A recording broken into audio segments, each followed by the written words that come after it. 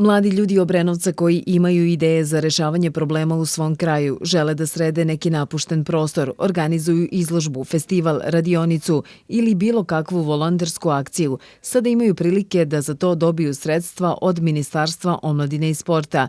27. maja na Gradskom trgu u Obrenovcu oni će moći da se upoznaju sa konkursom Mladi su zakon, koji kao resurs Centra za teritoriju grada Beograda organizuju građanske inicijative.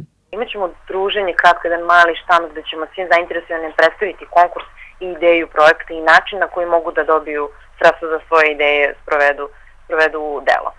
Cilj nam je da okupimo sve mlade između 15 i 30 godina koji imaju recimo ideju da srede neki napušten prostor u svom kraju, organizuju neku izložbu, radionicu, festival, bilo što im pada na pamet, što negde može da pomogne njima, njihovoj ekipi i njihovom kraju da onako bolje žive i nešto zanimljivo rade. Ministarstvo omladine i sporta dodeljuje minimalna sredstva u maksimalnom iznosu do 100.000 dinara, što je negde onako jako dobra suma za neformalne grupe mladih ili udruženje mladih koje nešto žele da urade u svom kraju. Inače, što se tiče obrenovačkih akcija, prošle godine smo imali udruženje Eko dvorište, oni su imali akciju sređivanja zabrana i trim staze u zabranu, tako da eto, imaćemo i iskustva, imaćemo i njih na Gradskom trgu da podele svoje iskustva sa svim mladima koji nam se pridruže tada. Uklanjanje grafita sa govorom mržnje, sređivanje školskih dvorišta, letnjih pozornica, organizovanje izložbi, festivala, uličnih akcija, sportskih turnira samo su neke od akcija u koje je više hiljada mladih ljudi sa teritorije Beograda bilo direktno uključeno kroz ovaj program u prethodne 2 godine. Između ostalog, pored Obrenovca ići ćemo i u Surčin i u Mladenovac, da bi prosto negde došli direktno do mladih ljudi iz svih delova Beogradske opštine i dali im šansu da se upoznaju sa konkursom i sa mogućnostima koje on nudi.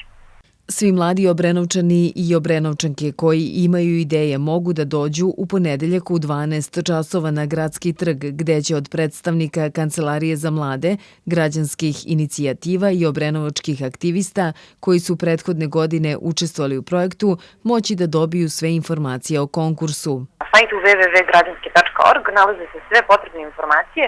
Ono što smo želeli da negde stavimo da bude u prijavi jeste da sama prijava bude jednostavna. Oni predlaže ideju, predlaže okviran budžet, a zatim, nakon završenog konkursa, mi sve koji su se prijavili pozovemo na trodnevni trening. U toku tog trodnevnog treninga oni imaju prilike da nauče kako da napišu projekat, kako da obrazlože ideju, što znači da bez obzira na to da li će kasnije proći kroz konkurs ili dobiti sredstva, oni će dobiti šansu da nešto nauče, da nauče nešto što nisu imali, što negde nemaju prilike da nauče i u školi ili na fakultetu. To su one prave, svakodnevne stvari. Kako se piše projekat, kako se sakupljaju sredstva za neku akciju, kako se organizuje volonterska akcija, kako se mobilizuje zajednica.